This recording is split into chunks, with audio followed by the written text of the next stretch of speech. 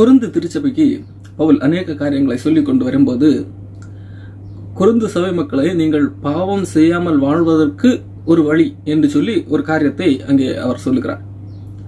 என்ன சென்ற வாரம் பார்த்தோம், 1 கொரிந்தியர் 6ஆம் அதிகாரத்திலே, நீங்கள் ஏன் அநியாயத்தை சகித்துக் கொள்கிறதில்லை, ஒருவர் உங்களுக்கு நஷ்டம் ஏற்படுத்தினால் நீங்கள் ஏன் அதை பொறுத்துக் கொள்வதில்லை என்கின்ற கேள்வியை அங்கே வைக்கிறார். பிறர் உங்களுக்கு தீங்கு செய்தாலும் அநியாயம் செய்தாலும் நீங்கள் அதை சகிக்க வேண்டும். மாறாக நீங்கள் அதை வழக்காக்கி அதை ஒரு பெரிய இஷ்யூ ஆக்க வேண்டிய தேவையில்லை. ஏன் நீங்கள் வழக்காக்குகிறீர்கள்? உங்களுக்கு அதனால் நஷ்டம் இருக்கிறது, உங்களுக்கு அதனால் ஒரு பிரச்சனை இருக்கிறது. ஆகவே உங்களுடைய சகிப்புத்தன்மை இல்லாததனால் அதை ஒரு வழக்காக்குகிறீர்கள், அதை ஒரு கம்ப்ளைண்ட் ஆக்குகிறீர்கள். மாறாக நீங்கள் அதை சகித்து கொண்டால் பிரச்சனை இல்லை. உங்களுக்கு ஒரு நஷ்டம் வருகிறது, பிறர் செய்கின்ற சில காரியங்கள் நிமித்தமாக ஒரு நஷ்டம் ஏற்படுகிறது. அந்த நஷ்டத்தை பொறுத்து கொள்ள முடியாததினால், இவ்வளவு நஷ்டத்தை நான் பொறுத்து கொள்ள வேண்டுமா என்ற எண்ணம் இருக்கிறதுனால் நீங்கள் என்ன செய்கிறீர்கள்? வழக்காக்குகிறீர்கள், அதை ஒரு கம்ப்ளைண்ட் ஆக்குகிறீர்கள், அதை கேஸ் போடுகிறீர்கள். அதுக்கு பதிலாக நீங்கள் அந்த நஷ்டத்தை பொறுத்து கொள்ளுங்கள். உங்களுடைய நஷ்டம் என்பது என்ன? இந்த உலகம் சார்ந்ததாகத்தான் இருக்கும். கொஞ்சம் சொத்து பறி போய்விட்டது, கொஞ்சம் பணத்தை இழந்து விட்டோம் என்கின்ற அடிப்படையில் எத்தனை இருக்கும். ஆகவே இந்த காரியங்களை நீங்கள் பொறுத்து கொள்ள ஏன் கூடாது? இதை காட்டிலும் மேலானவைகளை ஆண்டவர் நமக்கு தந்திருக்கிறார். ஆகவே இந்த உலக காரியங்களுக்காக நீங்கள் சண்டையிட்டுக் கொள்ளாதீர்கள், சகித்துக் கொள்ளுங்கள், விட்டுக் கொடுத்துக் கொள்ளுங்கள் என்கின்ற காரியத்தை சொல்லிவிட்டு பவுல் இங்கு ஒரு முக்கியமான காரியத்தை செய்கிறார்.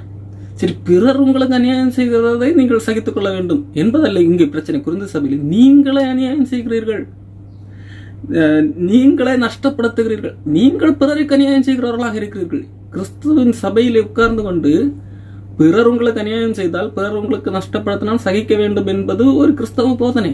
ஆனால் இங்கே என்ன என்று பார்த்தால், நீங்களே பிறருக்கு அநியாயம் செய்கிறவர்களாக அல்லவா இருக்கிறீர்கள், நீங்களே பிறருக்கு நஷ்டம் ஏற்படுத்துகிறவர்களா அல்லவா இருக்கிறீர்கள்.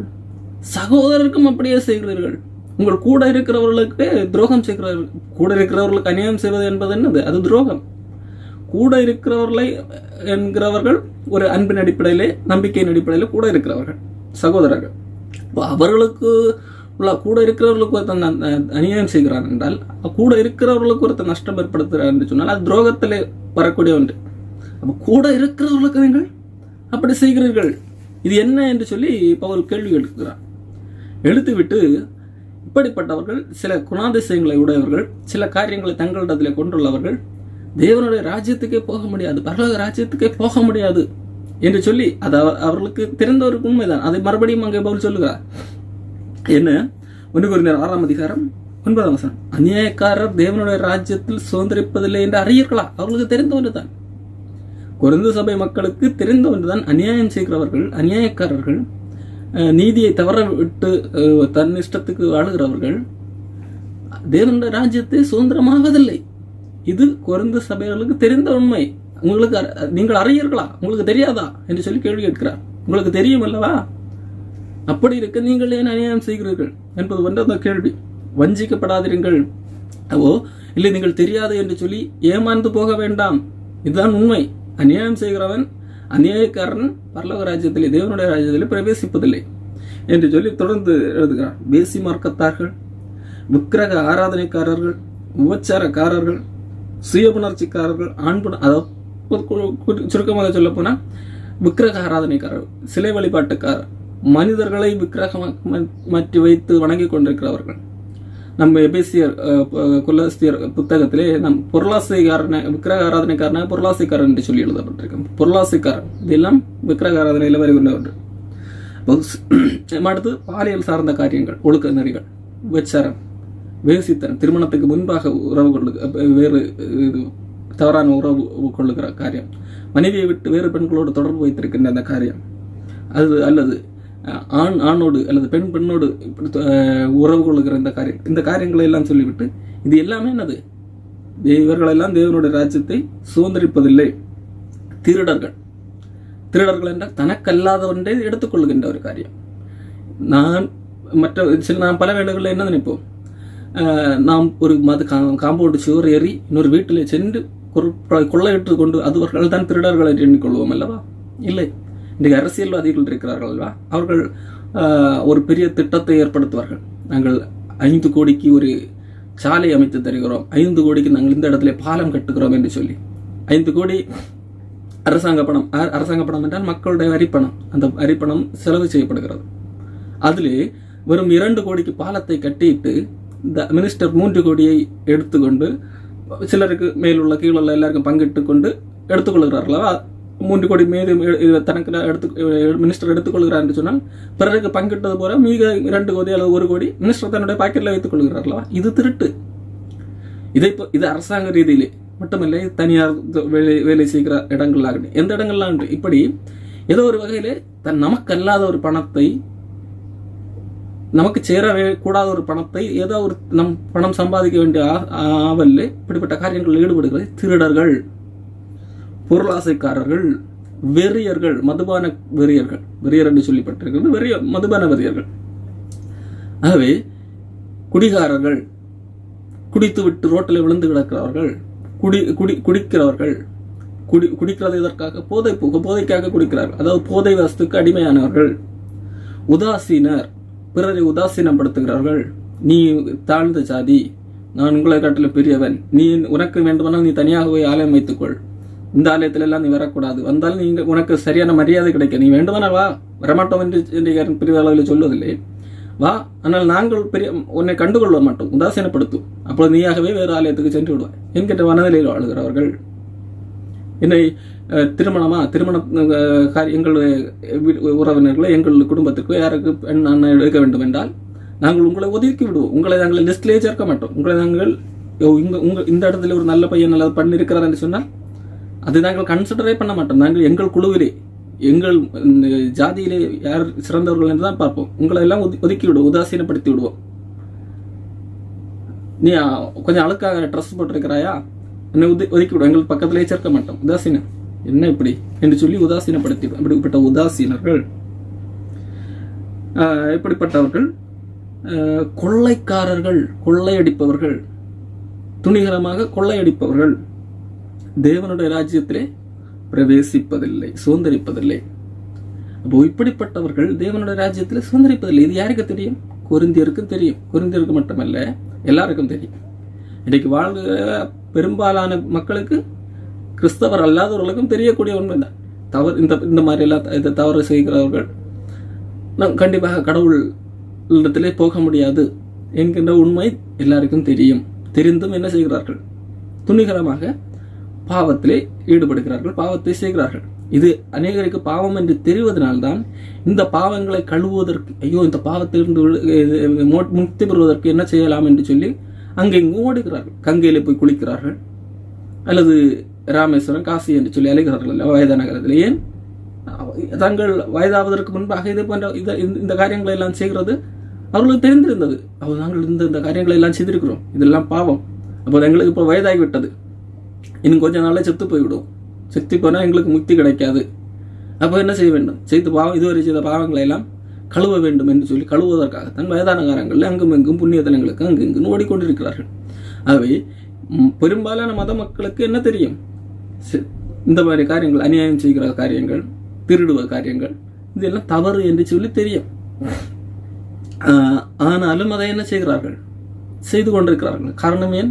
இந்த உலகத்திலே வாழ வேண்டும் என்றால் இப்படிப்பட்ட காரியங்களை செய்துதானாக வேண்டும் என்கின்ற அடிப்படையிலே, இந்த உலகத்திலே நான் இருக்கிற வரைக்கும் சந்தோஷமாக இருக்க வேண்டும் என்கின்ற அடிப்படையிலே அப்படி செய்கிறார்கள். வயதான காலமாகும் போது, ஐயோ இனிமேல் நாம் மறிக்கப் போகிறோம், இவ்வளவு நாட்கள் சந்தோஷமாக வாழ்ந்து விட்டோம், இனிமேல் மறித்தவனுக்கு என்ன நடக்கிறதுன்னு தெரியாததுனால் அவங்களுக்கு என்ன செய்யலாம் என்று சொல்லி இப்படிப்பட்ட கிறுக்குத்தனங்களை எல்லாம் செய்து கொண்டிருக்கிறார்கள்.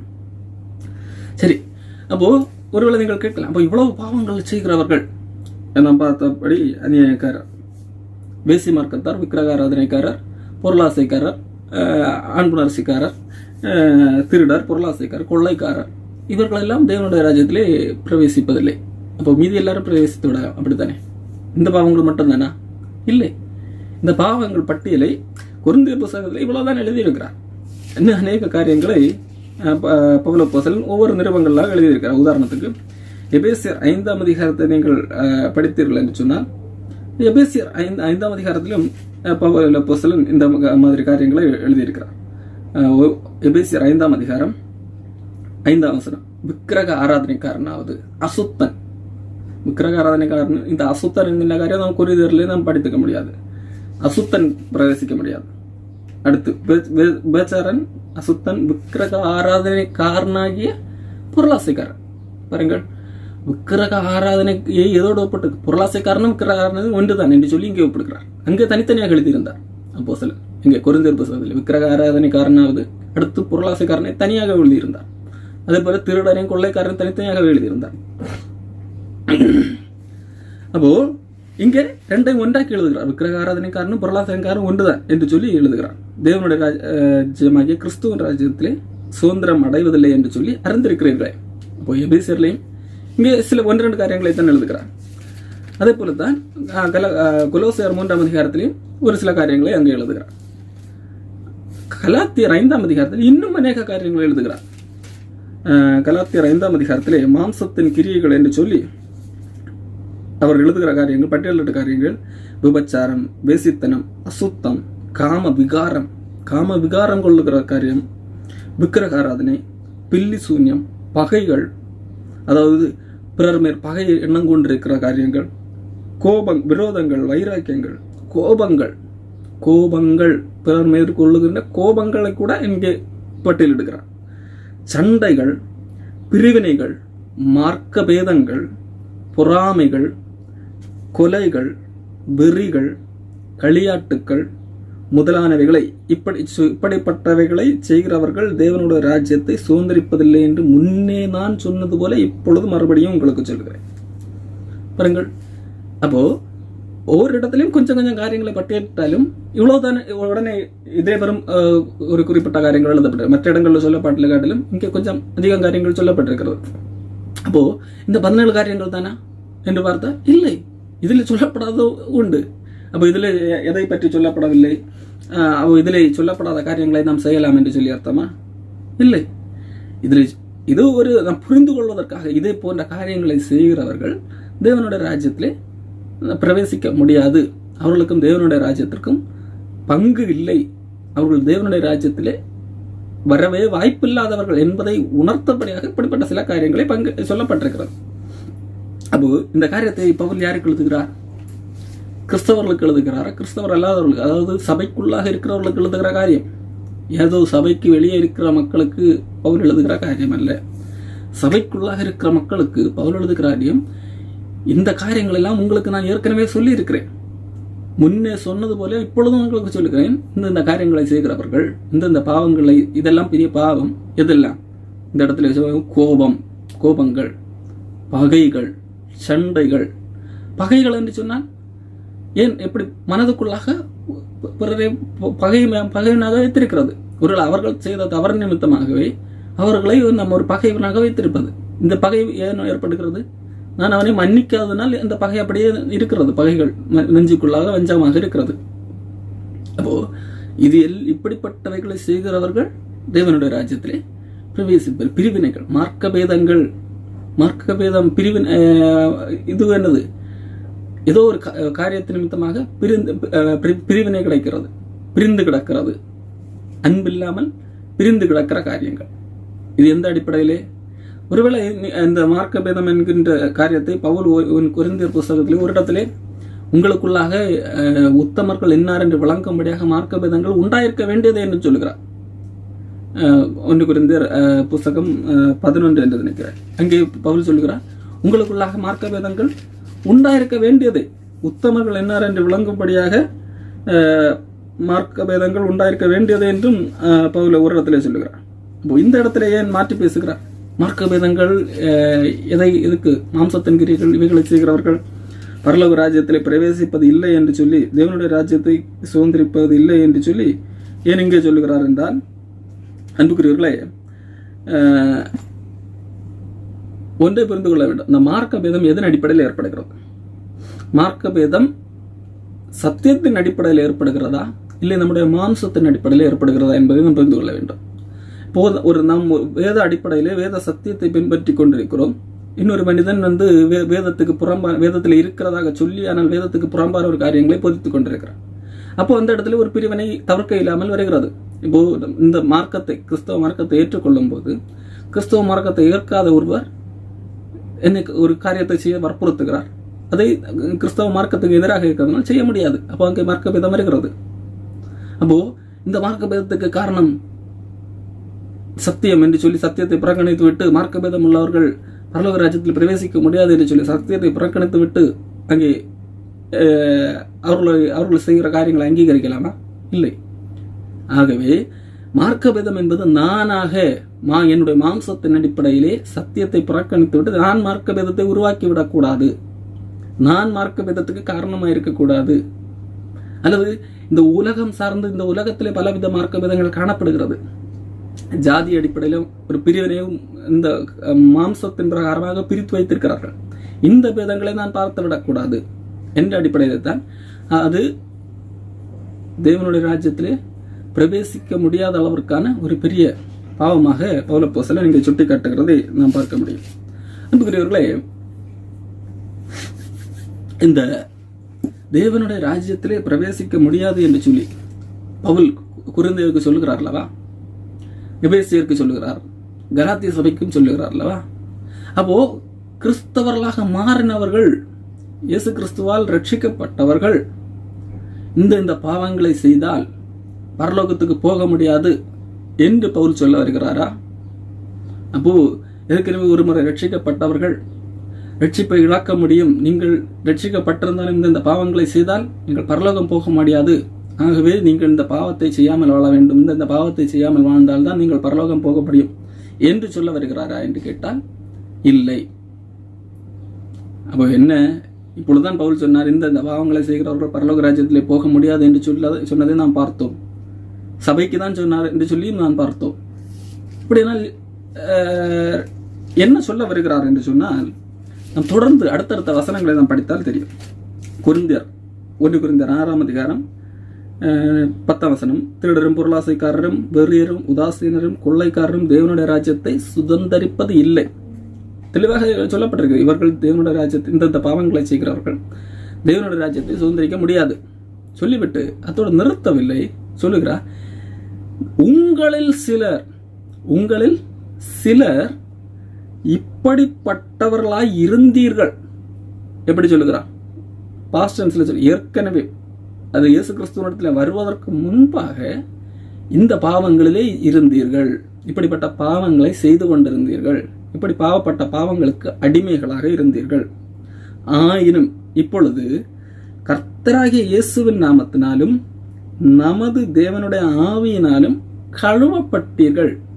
இப்பொழுது நீங்கள் இயேசு கிறிஸ்துவிடத்திலே வந்ததினால் இந்த பாவங்களிலிருந்து, நீங்கள் செய்த இந்த பாவத்துக்குரிய தண்டனையிலிருந்து நீங்கள் விலக்க பெற்றீர்கள். இப்படி இயேசு கிறிஸ்துவின் ரத்தத்தினால் கழுவப்பட்டதனால் இந்த பாவத்தின் நீங்கள் இதுவரை செய்து கொண்டிருந்த இந்த பாவத்துக்கான தண்டனையிலிருந்து நீங்கள் விடுதலை பெற்றீர்கள், நீதிமான்களாக்கப்பட்டீர்கள். ஏன் நீங்கள் நீதிமான்களாக்கப்பட்டீர்கள்? நீங்கள் இந்த செய்து கொண்டிருந்த இந்த பாவங்களை செய்யாமல் இருந்ததுனால் நீதிமான்களாக்கப்பட்டீர்களா? நீங்கள் இந்த பாவங்களை எல்லாம் அருவருத்து ஒதுக்கி விட்டதனால் நீதிமான்களாக்கப்பட்டீர்களா? இல்லை, நீங்கள் இந்த பாவங்களை செய்து கொண்டுதான் இருந்தீர்கள். ஆனால் நீங்கள் இயேசு கிறிஸ்துவிடத்திலே வந்ததனால் நீதிமான்களாக்கப்பட்டீர்கள். நீங்கள் இயேசு கிறிஸ்துவிடத்திலே வந்து, ஐயோ இந்த பாவங்கள், எங்களுக்கு ஒரு விடுதலை வேண்டுமே, இந்த பாவத்தை நான் வெறுக்கிறேன், இந்த பாவத்திலிருந்து எனக்கு விடுதலை வேண்டும், எனக்கு இந்த பாவத்தின் தண்டனையிலிருந்து விடுதலை வேண்டும், அதற்கு இயேசு கிறிஸ்து தான் ஒரு வழி என்று சொல்லி நாங்கள் சுவிசேஷத்தின் நிமித்தம் கேள்விப்பட்டோம், அவர் எங்களுடைய பாவத்தை சுமந்து தீர்த்திருக்கிறார் என்று சொல்லி அறிந்து நாங்கள் வந்தோம் என்று சொல்லி நீங்கள் வந்தீர்கள் அல்லவா? அது நிமித்தம் நீங்கள் கழுவப்பட்டீர்கள், நீங்கள் நீதிமான்களாக்கப்பட்டீர்கள் என்று சொல்லி பவுல் எழுதுகிறார். அப்போ நீங்கள் ஏற்கனவே இந்த பாவங்களை செய்கிறவர்கள் தேவனுடைய ராஜ்யத்திலே பிரவேசிக்க முடியாது என்று சொல்லி உங்களுக்கு தெரியும். உங்களுக்கு சிலர் ஏற்கனவே இந்த பாவங்களை செய்து கொண்டு வந்தவர்கள் தான்.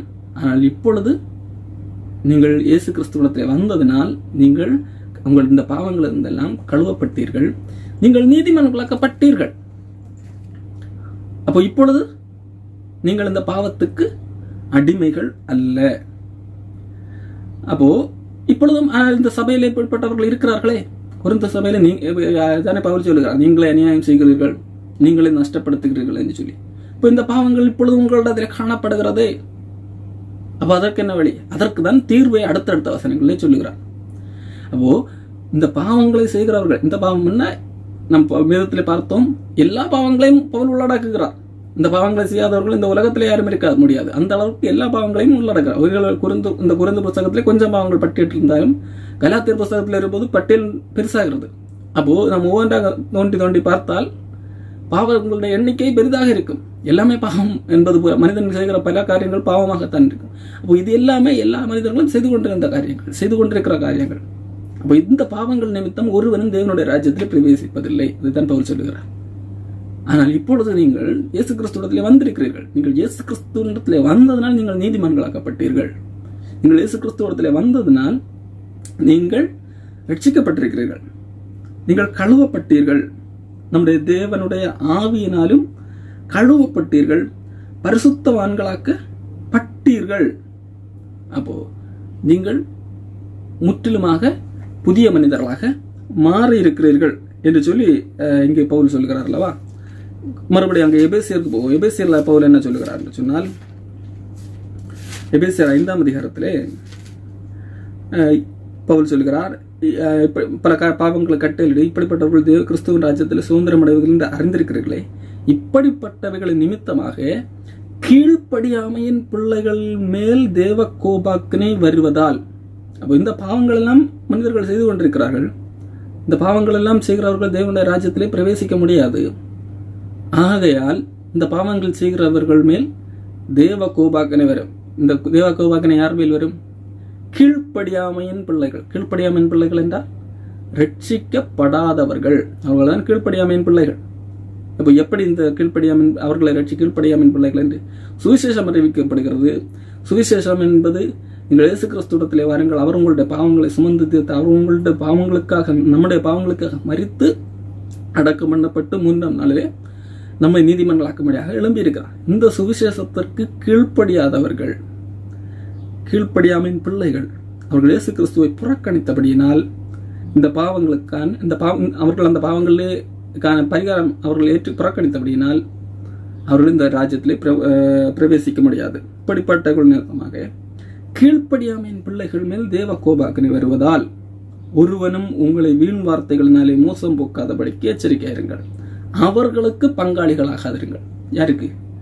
கீழ்ப்படியாமையின் பிள்ளைகளுக்கு பங்காளிகளாகாதிருங்கள். நீங்கள் காரணமே, நீங்கள் கீழ்ப்படியாமையின் பிள்ளைகள் அல்ல, நீங்கள் ரட்சிக்கப்பட்டவர்கள், நீங்கள் தேவனால் புதிதாக பிறந்தவர்கள், நீங்கள் தேவனால் கழுவப்பட்டவர்கள் என்று சொல்லி பவுல் சொல்கிறார். அப்போ பவுல் இங்கே ஒரு கிறிஸ்தவர்கள், ரட்சிக்கப்பட்டவர்கள் நீங்கள் பாவம் செய்யக்கூடாது என்று சொல்ல தான் வருகிறார். பல பாவங்களை நீங்கள் அநியாயம் செய்யக்கூடாது, அநேக காரியங்கள் செய்யக்கூடாது என்று சொல்ல வருகிறார். எந்த அடிப்படையில் என்றால், நீ பாவம் செய்தால் நரகத்துக்கு சென்று விடுவா என்ற அந்த அடிப்படையில் அல்ல. பாவம் செய்கிற எல்லா மனிதர்களும் நரகத்துக்குரியவர்கள் தான். இந்த நரகம் யாருக்கு வரும்? கீழ்ப்படியாம இயேசு கிறிஸ்துவை ஏற்றுக்கொள்ளாதவர்களுக்கு இந்த நரகம் கிடைக்கப் போகிறது. ஆனால் நீங்கள் பரிசுத்தமாக்கப்பட்டவர்கள், நீங்கள் இயேசு கிறிஸ்துவிடத்திலே வந்ததால் நீங்கள் நீதிமான்களாக்கப்பட்டீர்கள். இப்பொழுது அந்த கீழ்ப்படியாமையின் பிள்ளைகளோடு நீங்கள் பங்காளிகளாக இருக்கிறீர்கள். காரணம், உங்களுக்கும் அவர்களுக்கும் என்ன வித்தியாசம் உண்டு? அவர்கள் கீழ்ப்படியாமையின் பிள்ளைகள், ரட்சிக்கப்படாதவர்கள், நீங்கள் ரட்சிக்கப்பட்டவர்கள், அவர்களுக்கு பங்காளிகள் ஆகாதிருங்கள். நீங்கள் யார் என்பதை உணர்ந்து கொள்ள வேண்டும். நீங்கள் கீழ்ப்படிதலின் பிள்ளைகள் என்பதை உணர்ந்து கொள்ள வேண்டும். நீங்கள் கழுவப்பட்டீர்கள், நீங்கள் நீதிமான்களாக்கப்பட்டீர்கள், நீங்கள் பரிசுத்தமாக்கப்பட்டீர்கள் என்கின்ற உண்மையை நீங்கள் விசுவாசிக்க வேண்டும். அப்போ இந்த உண்மையை ஒருவன் விசுவாசித்தால், இந்த உண்மையை ஒருவன் ஏற்றுக்கொண்டால், எனக்கும் அவர்களுக்கும் ஒன்று ஒத்து வராது, நான் அவர்களோடு இணைந்து அவர்கள் செய்கிற காரியத்தை நான் செய்ய முடியாது என்கின்ற அந்த கான்சியஸ் உங்களுக்கு வர வேண்டும். அந்த கான்சியஸின் அடிப்படையில் நீங்கள் பாவம் செய்யக்கூடாது என்பதை தான் இங்கே பவுல் சொல்ல வருகிறார். இங்க பாருங்கள், 1 கொரிந்தியர் 6ஆம் அதிகாரத்திலே எல்லாவற்றையும் அனுபவிக்க எனக்கு உரிமை உண்டு. இப்ப கிறிஸ்தவ போதனை என்ன? சட்டம் கிடையாது. பழைய ஏற்பாட்டில் அநேக சட்டங்கள் கொடுக்கப்பட்டது. இந்த காரியங்களை செய்த இந்த பாவங்களை எல்லாம் செய்தால் மரணம், இதெல்லாம் செய்யவில்லை என்றால் ஜீவன், இதுதான் சட்டம். அப்போ இப்பொழுது நீங்கள் கிறிஸ்துவனிடத்திலே வந்தீர்கள், நீங்கள் எல்லா பாவங்களிலிருந்தும் விடுதலையாக்கப்பட்டீர்கள், நியாயப்பிரமாணத்திலும் சட்டத்திலிருந்தும் விடுதலையாக்கப்பட்டீர்கள். இப்போ எல்லாவற்றையும் அனுபவிக்க எனக்கு உரிமை உண்டு, ஆனால் எனக்கு தகுதி ஆயிராது. எந்த அடிப்படையில் தகுதி? நான் தேவனுடைய பிள்ளை. இப்போ நான் தேவனுடைய பிள்ளையாக மாற்றப்பட்டிருக்கிறேன். இப்போ நான் தேவன் தன்னை போல, தேவன் எப்படிப்பட்டவர்? அவர் பரிசுத்தம் உள்ளவர். அவரை பிள்ளை எப்படி இருக்க வேண்டும்? பரிசுத்தம் உள்ளவர்களாக இருக்க வேண்டும், தேவ சாயலுடையவராக இருக்க வேண்டும். என்னை தேவன் தன்னுடைய ரத்தத்தால் கழுவி என்னை தேவனுடைய பிள்ளையாக மாற்றி இருக்கிறார். ஆகையால் இந்த காரியங்களை பார்க்கும்போது இது எனக்கு தகுதி கிடையாது. இந்த விபச்சாரம், இந்த வேசித்தனம், இந்த காரியங்கள் உதாரணத்துக்கு சொல்லுங்க, இந்த கோபம் இது எனக்கு தகுதி கிடையாது, இந்த பகை இது எனக்கு தகுதி கிடையாது. இப்போ எல்லாவற்றையும் அனுபவிக்க எனக்கு உரிமை உண்டு. ஆனால் இதெல்லாம் தகுதி நான் என்னுடைய தகுதியை அறிந்து, அதாவது இந்த தகுதி அறிந்து என்றால் நான் தேவன் எனக்குள்ளாக செய்த கிரியை, தேவனுடைய செயலை நான் விசுவாசிக்கிறது. தேவன் என்ன செயல் செய்தார்? என்னை நீதிமானாக மாற்றினார். இந்த செயலை விசுவாசத்தின் அடிப்படையிலே நான் நீதிமான் என்கின்ற ஒரு தகுதி வருகிறது. நான் பரிசுத்தவான், நாங்கள் பரிசுத்தவான்களாக்கப்பட்டோம். அப்போ ஆகவே பரிசுத்தவான் என்றால் எனக்கு ஒரு தகுதி இருக்கிறது. அப்போ நான் இந்த இடத்துல போக முடியாது. ஒரு ஆடு இருக்கிறதுன்னு வைத்துக்கொள்ளும், ஆட்டுக்குட்டி இப்படி போ போ என்று ஒரு சாக்கடைக்குள்ளாக தள்ளினால் என்னது? அது நமக்கு எதிர்த்து நிற்கும். இல்லை இல்லை இல்லை, என்னால் போக முடியாது என்று சொல்லி அது விரும்பாது. அந்த ஸ்மெல்லை அது விரும்பாததுனால நமக்கு எதிர்த்து நம்ம புஷ் பண்ணலாம். அது திருப்பி நம்ம தள்ளி அந்த அந்த அந்த பக்கம் போகாமல் திருப்பி வெளியே வரும். காரணம் அதற்குள்ளாக இருக்கிறது. இந்த சாக்கடை எனக்கு தகுதி இல்லை என்கிற எண்ணம் இருக்கிறது அல்லவா?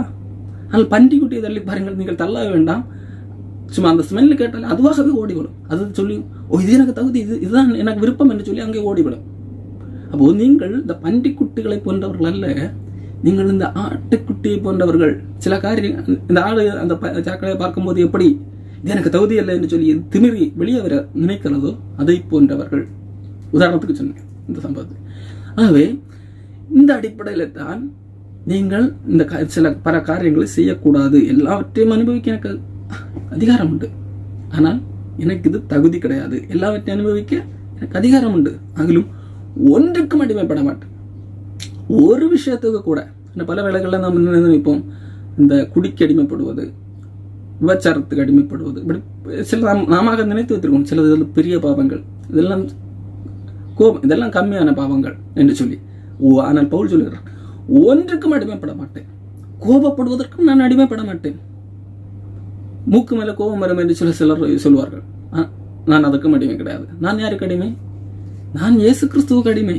எங்க ரோமர் புத்தகத்தை பவுலத்தை தெளிவுபடுத்துகிறார். நான் முற்காலங்களிலே நான் பாவத்துக்கு அடிமையாக இருந்தேன், இப்பொழுது தேவனுக்கு அடிமைகளாக இருக்கிறேன். பாருங்கள், ரோமர் 6 அதிகாரம் 20 பாவத்துக்கு நீங்கள் அடிமைகளாக இருந்த காலத்திலே நீதிக்கு நீங்கினவர்களாக இருந்தீர்கள். நீங்கள் பாவத்துக்கு அடிமைகளாக இருந்தீர்கள். பாவம் என்ன உங்களுக்குள்ளாக என்ன தோன்றுகிறதோ அதையெல்லாம் போய் செய்து கொண்டு வந்தீர்கள். பாவம் உங்களை அடிமைப்படுத்தி வைத்திருந்தது. இப்பொழுது நீங்கள் பாவத்தினின்று விடுதலையாக்கப்பட்டு தேவனுக்கு அடிமைகளானதுனால் இப்பொழுது நீங்கள் யாருக்கு அடிமைகளாக மாறினீர்கள்? நீங்கள் தேவனுக்கு அடிமைகள். நான் தேவனே உமக்கு அடிமை, என்னை விடுதலையாக்கும் என்று சொல்லி தானே இயேசு கிறிஸ்துவத்தில் வந்தீர்கள். ஆண்டவரே நான் அல்ல, நீ கிறிஸ்துவை என்று சொல்லி தானே, அப்படிப்பட்டவன் தான் ரட்சிக்கப்பட்டவன். மற்றபடி நான் எனக்கு இயேசு கிறிஸ்து அற்புதம் செய்தார் வந்தவன் எல்லாம் ரட்சிக்கப்பட்டவன் அல்ல. அப்போ நான் உண்மையில் ரட்சிக்கப்பட்டவர்களை என்னை கொண்டு பேசிக் கொண்டிருக்கேன். அப்போ நான் தேவனுக்கு அடிமை என்று சொல்லி தானே வந்தீர்கள். அப்போ நீங்கள் தேவனுக்கு தானே அடிமை. தேவனுக்கு அடிமைகளானதனால் பரிசுத்தமாகுதல் உங்களுக்கு கிடைக்கும் பலன். உங்களுக்கு ஒரு பலனை ஆண்டவர் தருகிறார், பரிசுத்தமாகுதல். அப்போ ஒரு காலத்தில் நீங்கள் பாவத்துக்கு அடிமைகளாக இருந்தீர்கள், இப்பொழுது தேவனுக்கு மட்டுமே அடிமை, பாவத்துக்கு அல்ல. ஆகவே தான் பவுல் சொல்கிறார், எனக்கு எல்லாம் எதை வேண்டுமானாலும் அனுபவிக்கலாம், எனக்கு சட்டம் எல்லாம் கிடையாது. சட்டம் கிடையாது, சட்டம் தேவையில்லை இன்றைக்கு. காரணம் நாம் தேவனுக்கு அடிமைகளாக ஒப்பு கொடுத்ததனால் தேவனுக்கு அடிமைகளாக இருக்கிறோம். ஆகவே இது செய்யக்கூடாது என்கின்ற சட்டம் அவசியம் இல்லை. ஆனால் எனக்கு இது தகுதியா, எனக்கு இது தகுதியா என்று சொல்லி நான் பார்க்க வேண்டியிருக்கிறது. எல்லாவற்றையும் அனுபவிக்க உரிமை உண்டு, பட் அதில் ஒரு சட்டம் இல்லை, இதை செய்யலாம் இதை செய்யக்கூடாது என்கின்ற சட்டம் இல்லை. ஆனால் நான் நீதிமான், நான் பரிசுத்தவான், நான் இந்த செயலை செய்தால் இது என்னுடைய தகுதிக்கு ஏற்றதா? நான் எல்லாவற்றையும் அனுபவிக்க எனக்கு அருமை உண்டு, ஆனால் நான் இந்த காரியத்துக்கு அடிமைப்பட முடியுமா? ஒன்றுக்கும் அடிமைப்பட முடியாது. அப்போ இந்த அடிப்படையில கொரிந்தியருக்கு பாடத்தை கற்பிக்கிறார். பாருங்கள், வயிற்றுக்கு போஜனமும் போஜனத்துக்கு வயிறும் இருக்கும். அப்போ பசிக்காகவும் சாப்பிடலாம், இல்லை வயிறு வளர்ப்பதற்காகவும் சாப்பிடலாம். சிலருக்கு பசியின் அடிப்படையில் நாம் என்ன செய்வோம்? சாப்பிடுவோம். சிலர் பசிக்குதோ பசிக்கலையோ நம் வயிறை பெரிதாக்க வேண்டும், சும்மா சாப்பிட்டு கொண்டே இருப்பார்கள். போஜனத்துக்காக வயிறும் இல்லை, சிலர் வயிற்றுக்காகவே போஜனத்தையும், வயிறை வளர்ப்பதற்காகவே போஜனம், ரெண்டு சாப்பாடும் உள்ள இறங்கத்தான் செய்யும், தொண்டைக்குள்ளாக போகத்தான் செய்யும். பசிக்காக சாப்பிடுறவரும் சாப்பாடு உள்ள இறங்கும், இல்லை பசிக்கு இல்லை, ஆனால் சும்மா சாப்பிட்டு கொண்டே இருக்கிறார், அவர்களுக்கும் சாப்பாடு உள்ள இறங்கத்தான் செய்கிறது. ரெண்டுமே இருக்கும். ஆனால் ஒன்றே மறவாதீர்கள், ரெண்டுமே அழிந்து போகக்கூடியது, ரெண்டுமே அழிந்து போகக்கூடியது என்பதை போஜனமும் அழிந்து போகும், வயிறும் அழிந்து போகும். ஆகவே உங்கள் சரீரங்களை பவுல் சொல்ல வருகிறார், சரீரமோ வேசித்தனத்துக்கு அல்ல கர்த்தருக்கே உரியது. இப்போ பவுல் இந்த ஒரு உதாரணத்தை ஏன் பயன்படுத்தினார் என்று சொன்னால், சிலர் சொல்வார்கள், என்னால் பசியை அடக்க முடியவில்லை, இந்த காம எண்ணங்களை நான் கண்ட்ரோல் பண்ண முடியும், இந்த பசி, இது ஒரு பசி, இந்த பசியை அடக்க முடியாதது, நான் இந்த பசிக்காக தான் போய் மேய்ந்து விட்டேன், சாப்பிட்டு விட்டேன் என்பது போல சொல்வார்கள் அல்லவா? அதற்காக தான் பவுலே சொல்கிறார், பசிக்காக நீங்க சாப்பிடுவோம், போஜனத்துக்காக வயிறும், வயிறுக்காக போஜனம், வயிறு போஜனத்துக்காக அழிந்தது, ஆகவே நான் போய் சாப்பிட்டேன். இது இந்த வெறும் சாப்பாட்டு அது உதாரணமாக வைத்து அவர் சொல்ல வருகிற காரியம் வேறு பாவம் சம்பந்தப்பட்ட காரியங்கள். இந்த பாவத்தை என்னால் செய்ய முடியாமல் இருக்க முடியவில்லை, இது எனக்கு தேவைப்பட்டது என்று சொல்லிக் கொண்டு சில சொல்வார்கள் அல்லவா, அடிமைத்தனம். உதாரணத்துக்கு இந்த விபச்சாரம், காம எண்ணங்கள் அந்த சம்பந்தமாக எடுத்துக்கொள்ளும். இல்லை என்றால் பண ஆசை, ஐயோ இந்த ஒரு பொருளை பார்த்து வாங்குகிறது, என்னால் அடக்க முடியவில்லை, போய் வாங்கிவிட்டேன் என்பது போல சொல்வார்கள் அல்லவா? அப்போ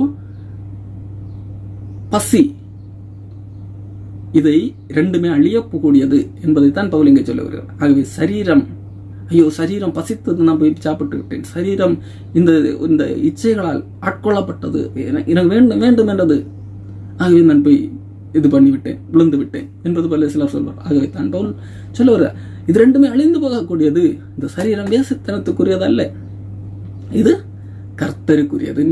நீங்கள் தான் முன் வந்து ஒப்பு கொடுத்தீர்கள், நீங்கள் தானே ரட்சிக்கப்படுவதில் என்றால் நாம முன் வந்து தேவனுக்கு நம்மை அடிமையாக்கிக் கொள்வது. காரணம், என்னால் ஒரு கிரியை செய்து என்னால் இந்த பாவமே, இந்த உலகத்தில் பாவமே செய்யாமல் வாழ்ந்து பரலோகத்துக்கு போக முடியாது. இங்கே நாம் பட்டியலிட்ட பாவங்களை ஒருத்தராலும் எனது செய்ய முடியாமல் நான் நீதிமான் என்று சொல்ல முடியாது. எல்லா மனிதர்களும் இந்த பாவங்களில் சிக்குள்ளுகிறவர்கள் தான். அப்போ பாவம் செய்யவே முடியாமல் வாழ முடியும் என்று சொல்லி சாதித்துக் கொண்டிருந்தார்கள் பரிசேயர்கள். நான் எல்லாம் எந்த பாவமே செய்ய மாட்டோம் என்று சொல்லி அவர்களுக்கு புரிய வைப்பதற்காக தான் ஆண்டவர் சொன்னார், ஓஹோ நீ விபச்சாரம் செய்வதில்லையா, ஒரு ஏதாவது பெண்ணை இச்சையோடு பார்த்திருக்கிறாயா, யோசிக்கிறார்கள், இதுவே விபச்சாரத்துக்கு சமம். அப்போ சகோதரனை மூடனே என்று சொல்லுகிறாயா, நீ கொலை செய்வதில்லை, ஐயோ நான் மற்றவர்களை போலெல்லாம் கொலையெல்லாம் செய்வதில்லை, ஒரு சகோதரனை மூடனே என்று சொல்லி இருக்கிறாயா, நியாயம் இல்லாமல் கோபித்துக் கொண்டிருக்கிறாயா, இதுவும் கொலை பாதகத்துக்கு சமம், எருநரகத்துக்கு ஏதுவானவன் என்று சொல்லி இயேசு கிறிஸ்து சொல்லுகிறார். அப்போ யார் இந்த உலகத்தில் யாரும் நான் எந்த பாவமும் செய்ததில்லை என்று சொல்லி ஒருத்தரும் சொல்ல முடியாது. ஆகவே நான் என்னுடைய ஒரு கிரியை செய்து நான் பாவமே செய்யாமல் வாழ்ந்து பரலோகத்துக்கு போக முடியும் என்று சொல்லி யாரும் சாதிக்க முடியாது. அப்போ இயேசு கிறிஸ்து இலவசமாக கிருபையினால் எனக்கு அந்த பரலோகத்தை தந்திருக்கிறார் என்று சொன்னால், அப்படிப்பட்ட ஆண்டவரே நான் உமக்கு அடிமை, நீர்தான் என்னை ஏற்றுக்கொண்டீர், ஆகவே நான் என்னை அடிமையாக ஒப்புக் கொடுக்கிறேன், நான் விசுவாசித்து ஏற்றுக்கொள்கிறேன் என்கின்ற அடிப்படையில் ஒரு மனிதன் ரட்சிக்கப்படுகிறார். அப்படி இருக்க உங்கள் சரீரம் யாருக்குரியது? கர்த்தருக்குரியது. அப்போ இதை நீங்கள் வேசித்தனம் செய்யக்கூடாது. உங்களுடைய சிந்தை எப்படி இருக்க வேண்டும்? இது கர்த்தருக்குரியது, இந்த சரீரம் கர்த்தருக்குரியது. இந்த அடிப்படையில் நீங்கள் என்ன செய்ய வேண்டும்? வாழ வேண்டும். அப்போ பவுல் இங்கே பாவம் செய்யாமல் இருப்பதற்கான வழிமுறைகளை சொல்கிறார். எப்படி? பவுல் முதலாவது நாம் பார்க்கும்போது என்ன நினைப்போம்? இந்த பாவங்களை எல்லாம் பட்டியலிட்டு கொண்டு இதையெல்லாம் செய்யாமல் இருந்தால் பரலோகம், இப்படி வாழ்ந்தால் ஒருவராலும் வாழ முடியாது. காரணம், இப்படி இந்த சட்டம் ஏற்கனவே உள்ளதுதான், எல்லா மனிதர்களுக்கும் தெரிந்ததுதான். ஆனால் இந்த சட்டத்தின்படி என்னது? எல்லா மனிதர்களும் பாவிகள் தான். இந்த சட்டத்தை யாராலும் கை கொள்ள முடியாது. கோபங்கள், பகைகள் உட்பட இல்லை, நான் யாராலும் கை கொள்ள முடியும் என்று சொன்னால் பரிசேயர்களுக்கு ஆண்டவர் சொன்னது போல ஆண்டவர் கேள்வி கேட்டார். இன்னும் ஒரு மனிதனிடத்தில் நான் என்னிடத்தில் எந்த குறைவும் இல்லை என்று சொல்லி கொண்டு வந்தார். ஆண்டவர் சுட்டி காட்டுறேன், அப்படியா உன்னிடத்துல எந்த குறைவும் இல்லையா? உனக்குள்ள ஒரு இச்சை இருக்காவே, சரி அந்த இச்சை நீ உணரும்படியாக ஆண்டவர் ஒரு காரியத்தை சொல்லுறார். உனக்குள்ளதை எல்லாம் விட்டு தரித்திரருக்கு கூட பின்பு என்னை பின்பற்றி வான்னு சொல்லுகிறார். அப்பொழுதுதான் அவனால் செய்ய முடியவில்லை. பாருங்கள், என்னிடத்துல எந்த பாவமும் இல்லை என்று சொல்லி ஒருத்தன் சொல்லுகிறான் என்று சொன்னால், ஆண்டவர் அவனை கேள்வி கேட்டு அவன் உன்னிடத்துல பாவம் உண்டு என்று சொல்லி நிரூபிக்க வல்லவர். ஆகவே நாம் இந்த பட்டியலிட்டு இருக்கிற பாவங்களை செய்யாமல் தேவனிடத்திலே போக முடியும். இந்த பாவங்களை எல்லாம் என்னால் செய்ய முடியாமலே நான் தேவனை அடைய முடியும் என்று சொல்லி யாரும் சவால் விட வேண்டாம். அது இந்த பாவங்களை செய்கிறவர்கள் தேவனுடைய ராஜ்யத்திலே பிரவேசிக்க முடிவதில்லை. ஆனால் நீங்கள் இப்படிப்பட்ட ஒரு செய்தவர்கள் தான். ஆனால் இப்பொழுது தேவனால் கழுவப்பட்டீர்கள். அதன் அடிப்படையில் நீங்கள் பரலோகத்துக்கு போக முடியும். நீங்கள் பரிசுத்தவான்களாக்கப்பட்டீர்கள். அதன் அடிப்படையில் நீங்கள் பரலோகம் போக முடியும். ஆகையால் இப்படிப்பட்டவர்களை செய்கிறவர்களுக்கு நீங்கள் பங்காளிகளாக இருங்கள். இப்பொழுது நீங்கள் கழுவப்பட்டவர்கள். எதற்காக கழுவப்பட்டீர்கள்? பாவம் மறுபடியும் இஷ்டத்துக்கு பாவம் செய்வதற்காக கழுவப்படவில்லை. இப்பொழுது உங்களுக்கு சட்டம் இல்லை, இந்த பாவம் செய்யலாம், இந்த பாவம் செய்யக்கூடாது என்கின்ற சட்டம் அல்ல. சட்டத்தின் அடிப்படையில் அல்ல. சட்டம் தேவை. சட்டம் இந்த உலகத்தில் எல்லா மனிதர்களும் இருக்கிறார்கள். ரட்சிக்கப்பட்டவர்கள் இருக்கிறார்கள், ரட்சிக்கப்படாதவர்கள் இருக்கிறார்கள். ஆகவே அந்த சட்டம் இந்த உலகத்துக்கு தேவை. ஆனால் ரட்சிக்கப்பட்டிருக்கிறவர்கள் சட்டத்தின் அடிப்படையிலே அல்ல. இந்த சட்டத்தின் அடிப்படையிலே நீங்கள் பாவம், அப்படி நான் சொல்ல வரவில்லை. நீங்கள் யார் என்பதை புரிந்து கொள்ள வேண்டும். நீங்கள் நீதிமான்கள், அவர்கள் கீழ்ப்படியாமையின் பிள்ளைகள். நீங்கள் பரிசுத்தவான்கள், அவர்கள் இன்னும் இயேசு கிறிஸ்துவத்தில் வராதுன்னா அது அசுத்தத்தில் கிடக்கிறவர்கள். உதாரணத்துக்கு நீங்கள் ஆட்டுக்குட்டிகள், அவர்கள் பன்றிகள். இது உதாரணத்துக்காக சொன்ன காரியம். ஆகவே இந்த அடிப்படையிலே இந்த பன்றிகள் உண்ணுகிற உணவு, இந்த ஆட்டுக்குட்டி எனக்கு தகுதி இல்லை, பன்றிகளுடைய அந்த சாக்கடை, அதுக்கு நான் அடிமைப்பட மாட்டேன். இந்த அடிப்படையில் நீங்கள் பாவங்களை விருங்கள். உங்களுக்கு பசிக்கலாம், பசிக்காக தான் எனக்கு அவர்கள் செய்கிற அந்த காரியங்கள் எனக்கு ஒரு பசி இருக்கிறது, எல்லாம் ஓகே. ஆனால் இது அழிந்து போகக்கூடியது. இந்த சரீரம் கர்த்தருக்கு வேசித்தனத்துக்குரியதல்ல, கர்த்தருக்குரியது. இந்த சரீரத்தில் பல இந்த ஹார்மோன் காரியங்கள் மூலமாக பல காரியங்கள் தூண்டப்படலாம். ஆனால் இது கர்த்தருக்கு ஒப்புவிக்கப்பட்ட சரீரம். ஆகையால் நாம் என்ன செய்ய முடியாது? பாவத்தை மேற்கொள்ள முடியாது. உங்கள் சரீரங்கள் கிறிஸ்துவின் அவயவங்கள் என்று அறியீர்களா? அப்போ ஒரு காலத்தில் இயேசு கிறிஸ்துவை ஏற்றுக்கொள்வதற்கு முன்பதாக இந்த மாம்ச சரீரத்தை பாவத்துக்கு அடிமைகளாக ஒப்புக்கொடுக்கப்பட்டிருந்த சரீரம். அப்பொழுது வெட்கமாக, இப்பொழுது உங்களுக்கு வெட்கமாக தோன்றுகிற அந்த காரியங்களினாலே என்ன பலன் கிடைத்தது என்று சொல்லி ரோமர் 6 பவுல் கேள்வி கேட்கிறார். அப்போ இந்த சரீரத்தை வைத்து பாவத்துக்கு அடிமையாக இருந்த காரியங்கள், இந்த சரீரம் செய்த காரியங்கள் எல்லாம் இப்பொழுது நாம் யோசித்து பார்த்தா அது வெட்கமான காரியங்கள், அது அருவருப்பான காரியங்கள். அப்போ இப்பொழுது இது கிறிஸ்துவுக்குரியது. நான் என்னை சரீரத்தை ஆண்டவருக்கு ஒப்பு கொடுத்து விட்டேன் என்றால் இது கிறிஸ்துவின் சரீரம், கிறிஸ்துவின் அவயவம்.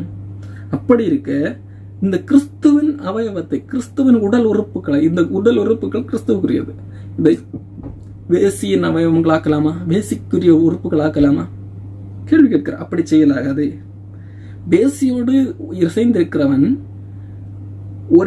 ஒரே சரீரமாக இருக்கிறார்கள். அப்படி இருக்க கர்த்தரோடு இசைந்திருக்கிறவன் அவரோடு ஒரே ஆவியா இருக்கிறான். அப்போ யாரோடு இசைந்திருக்க விரும்புகிறீர்கள்? நீங்கள் உங்கள் தகுதி என்ன? உங்கள் தகுதி, நீங்கள் நீதிமான்கள், நீங்கள் பரிசுத்தவான்கள். அப்படி இருக்க நீங்கள் எப்படி இன்னொரு காரியத்துக்கு அந்த கீழ்ப்படியாமையின் பிள்ளைகள் செய்கிற அந்த பாவ காரியங்களோடு நீங்கள் உடன்படிக்கை செய்து கொள்ளலாம்? அது தகுதி அல்ல. நீங்கள் கர்த்தரோடு இசைந்திருக்க வேண்டும். எப்படி ஒரு வேசியோடு இசைந்திருக்கிற ஒருவன், அவர்கள் இருவரும் ஒரே சரீரமாக இருக்கிறார்களோ அதே போல நீங்கள் அந்த அடிப்படையில் இல்லை, நீங்கள் கர்த்தரோடு சேர்ந்திருக்கிறவர்கள். அப்போ கர்த்தரோடு சேர்ந்திருக்கிறவரும் ஒரே ஆவியா இருக்கிறார். நீங்கள் எதை தெரிந்து கொள்கிறீர்கள்? நீங்கள் ஆல்ரெடி இயேசு கிறிஸ்துவத்தில் வந்தவர்கள் என்று சொல்லிக் கொள்கிறீர்களே, அப்போ நீங்கள் யாரோடு சேர்ந்திருக்க வேண்டியவர்கள் என்கின்ற அந்த கேள்வியை தான் பவுல் கேட்கிறார். உங்கள் சரீரமானது வேசித்தனத்துக்கு விளங்கி விடுங்கள். மனுஷன் செய்கிற எந்த பாவமும் சரீரத்துக்கு புறம்பாக இருக்கும். வேசித்தனம் செய்கிறவனும் சுய சரீரத்துக்கு விரோதமாகவே பாவம் செய்கிறான். அப்போ இந்த இடத்துல பவுல் அதிகமாக வேசித்தன பாவத்தை கண்டித்து எழுகிற காரணம் என்னவென்றால், கொரிந்து சபையில் அந்த பாவம் அதிகமாக இருந்தது. உடனடியாக நாம் இதைத்தான் பெரிய பாவம் என்று எண்ணிக்கொள்ளக்கூடாது. நாம் செய்கிற எல்லா பாவங்களும் பெரிய பாவங்கள் தான். பெரிய பாவம் சிறிய அப்படி இல்லை, எல்லா பாவமே பெரிய பாவம். அந்த அடிப்படையில் தான் நான் பார்க்க வேண்டும். ஆகத்தான் நம் இந்த கொரிந்தியர் புஸ்தகத்தில் சொல்லப்பட்ட பாவத்தின் எண்ணிக்கையோடு நான் நிறுத்தாமல் எபேசியர் புஸ்தகத்திலிருந்தும் கலாத்தியர் புஸ்தகத்திலே சொல்லப்பட்ட அந்த 17 எண்ணங்கள், அதிலிருந்து நான் உங்களுக்கு பட்டியலை காண்பித்தேன். அப்போ அதிலே தான் கோவங்கள், பகைகள், அதெல்லாம் கூட இருக்கிறது. அதெல்லாம் கூட பெரிய பாவங்கள். இந்த இடத்துல ஏன் பவுல் வேசித்தனத்தை அதிகமாக வலியுறுத்தி எழுதுகிறார் சொன்னால், கொரிந்து சபையில் இந்த பாவம் அதிகமாக காணப்பட்டதனால் அவர்களை அதிலிருந்து விடுதலை ஆக்கும்படியாக நீங்கள் கிறிஸ்துவுக்குரியவர்கள், நீங்கள் பரிசுத்தவான்கள் என்பதை உணர்ந்து கொள்ளுங்கள், உங்கள்ட்ட சிந்தையில போட்டுக் கொள்ளுங்கள்.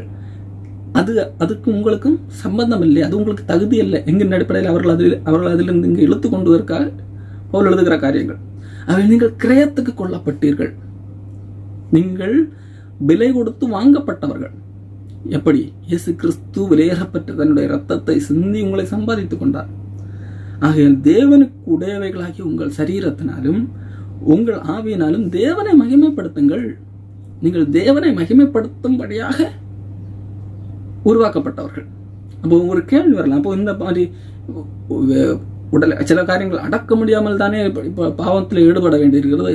அன்புக்குரியவர்களே, ஆண்டவர் தெரியும் மனிதனுக்கு, மனித சரீரத்தினுடைய இயலாமைகள் பலவீனங்கள் எல்லாம் ஆண்டவருக்கு தெரியும். ஆகவே தான் பல காரியங்களை ஆண்டவர் லீகலாக நமக்கு ஏற்படுத்தி தந்திருக்கிறார். உதாரணத்துக்கு வேசித்தனம், சிந்தை, இச்சை, பாலியல் இச்சை, இதை அடக்க முடியாது, சில மனிதர்களை கண்ட்ரோல் பண்ண முடியாததுனால அந்த தவறுகளை செய்கிறார்கள். அதை சரி பண்ணுவதற்காகத்தான் ஆண்டவர் அதற்கு ஒரு நேர்வழியை தந்திருக்கிறார், மனைவி. ஆகவேதான் நீங்கள் 1 கொரிந்தியர் 7ஆம் அதிகாரத்திலே எப்படி அதை லீகலாக நாம் அனுபவிக்க முடியும், நமக்கு ஆண்டவர் சில அனுபவிக்க முடியாத லீகலாக நிறைய காரியங்களை தந்திருக்கிறார்.